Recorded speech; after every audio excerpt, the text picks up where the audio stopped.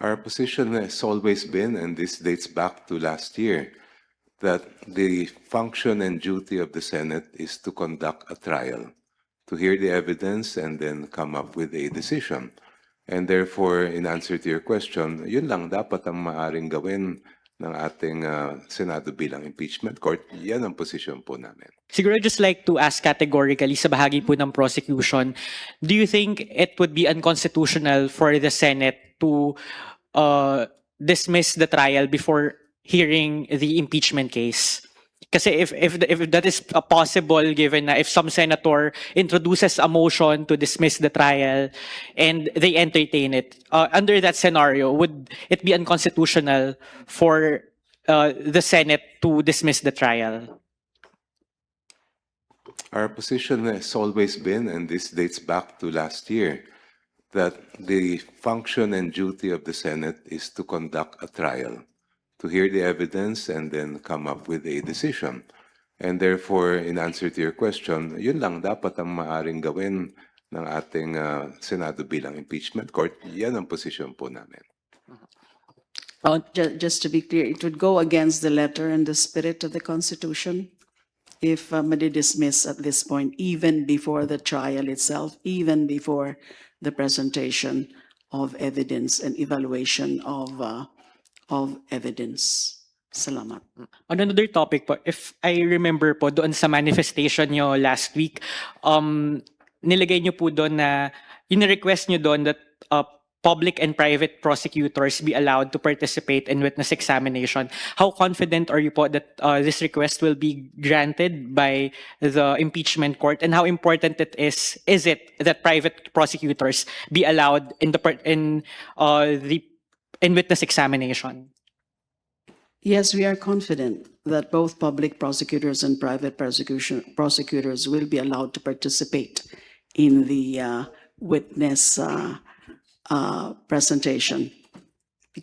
Ganun naman talaga sa trial, even the regular courts, and also meron precedents in the past impeachment cases of the former President Erap Estrada and the former Chief Justice Renato Corona, that private prosecutors were allowed to participate, were allowed to present to witness, either sa direct or for purposes of cross, basta ba under control and supervision.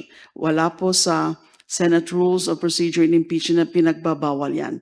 In fact, if I'm not mistaken, Rule 13 allows it in the Senate Rules of Procedure in impeachment cases. Na pwede ang private prosecutor, basta ba under the control and supervision. It will facilitate in the efficient presentation of evidence and assist actually the Senate, the impeachment court in its full evaluation or full layout of the facts. Nakasabi po yan sa aming manifestation, pero tinututulan po ito ng defense. Kaya this matter will be subject now to the for the resolution of the impeachment court. Sir, ma'am, kailan po magpa-file ng entry of appearance ito pong latest batch of private prosecutors?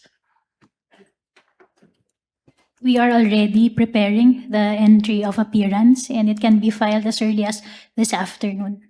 Okay po. And last question na lang po, patungkol lang po doon sa spokespersons. I think pang-apat na po siguro si former Congressman Ace Barbers na napangalanan ding spokesperson. What is just the value of having too many spokespersons in the upcoming impeachment trial sa bahagi po ng prosecution? 3 and 4 spokespersons, hindi naman po marami yan. So far, hindi naman po marami yung spokesperson. So even if magdagdag po ang prosecution ng kanyang spokesperson, makakatulong po yan sa pag-relay, sa pag-explain sa publiko. Kasi this is such an important process, yung impeachment trial. Kailangan po mas malinaw na nasasabi sa publiko kung ano yung mga nangyayari dyan sa impeachment trial. So the more the better, actually, na meron talagang mga several spokespersons for the prosecution para hinahati-hati rin yung kanilang tungkulin as such. Thank you.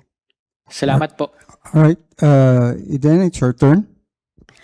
Good morning po, Eden Santos from Net25.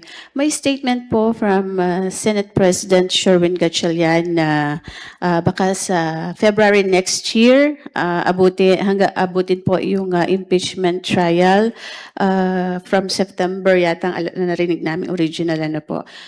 Sa part po ng prosecution panel, hindi po ba ito nakakadismaya na inaasahan natin sana yung forthwith para dito sa paglilitis kay Vice President Sara Duterte? At paano po makakatulong yung private prosecutors para po mas mapabilis pa yung impeachment trial?